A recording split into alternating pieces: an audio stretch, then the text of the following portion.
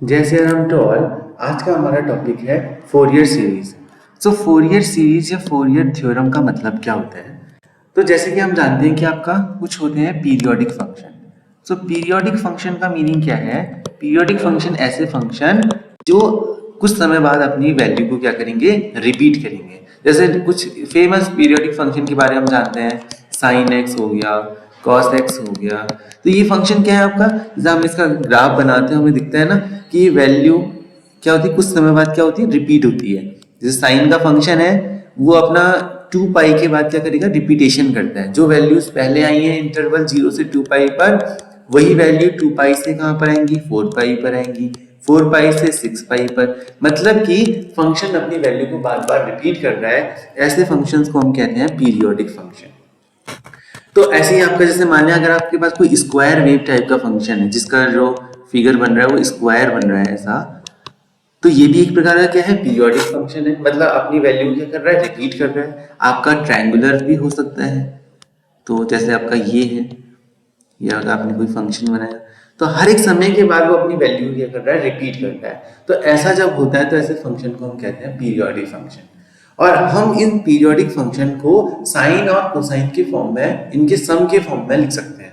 मतलब कि उसमें साइन थीटा और कॉस थीटा को इंट्रोड्यूस करा सकते हैं उसके फंक्शनल फॉर्म में। और इसी मेथड को हम कहते हैं फोरियर थ्योरम या फोरियर सीरीज। जो यहाँ से सीरीज बन के आएगी उसको हम कहेंगे फोरियर सीरीज।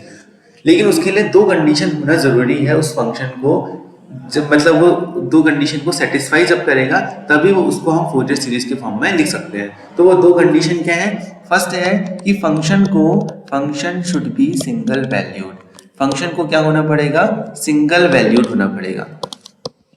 सिंगल वैल्यूड का मतलब क्या है, एक टाइम पे उस फंक्शन की केवल एक ही वैल्यू होनी चाहिए। जैसे ये फंक्शन है, देखो यहाँ पर ये सिंगल वैल्यूड है, यहाँ पर इस टाइम पे एक ही फंक्शन की वैल्यू है, इस टाइम पर एक ही है। अगर मैं मान लिया बना दूं कोई एक नया फंक्शन, इस टाइप का मैंने कोई फंक्शन बना दिया ऐसे कुछ, तो देखो इस टाइम पर ये भी वैल्यू है फंक्शन की और ये भी वैल्यू है और ये भी है। एक ही टाइम पर तीन वैल्यूज अगर किसी फंक्शन की है, इसका मतलब क्या हो गया, ये मल्टी वैल्यूड हो गया। तो मल्टी वैल्यूड फंक्शन पर ये अप्लाइड नहीं है, केवल सिंगल वैल्यूड फंक्शन पे ही फोरियर सीरीज अप्लाइड होती है।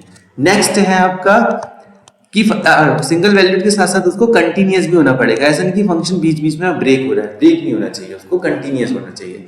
और अगला आपका नेक्स्ट कंडीशन है कि function should have the finite value. क्या होनी चाहिए उसके पास, फाइनाइट वैल्यू।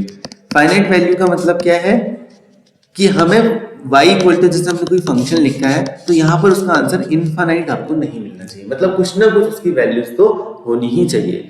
तो ऐसा जब होगा तो ऐसे पीरियोडिक फंक्शन पर हम फोरियर सीरीज को अप्लाइड कर सकते हैं। तो फोरियर सीरीज मतलब इनको लिखने का क्या तरीका होता है, लिखने का तरीका होता है y equal to a naught plus, ऐसे साइन और कोसाइन के फॉर्म में लिख रहे हैं तो हम लिख सकते हैं a1 cos omega T plus a2 cos 2 omega T.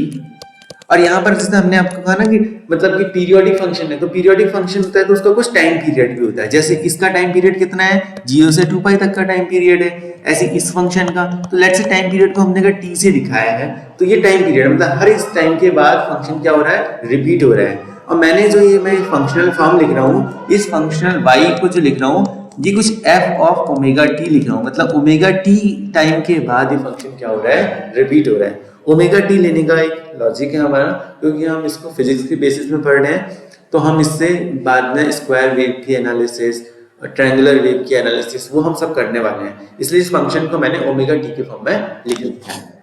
So y equal to f omega t, और उसको हम लिख सकते हैं a nought a1 cos omega t, a2 cos 2 omega t, ऐसे a3 cos 3 ओमेगा टी। ऐसे ही आपका ये फंक्शन चलते रहेगा और ये फंक्शन हो जाएगा an cos n omega T plus हो जाएगा आपका साइन के, मैंने आपको ना कोसाइन एंड साइन के फॉर्म में लिख सकते हैं। ऐसे आपका b1 sin omega T, b2 sin 2 omega T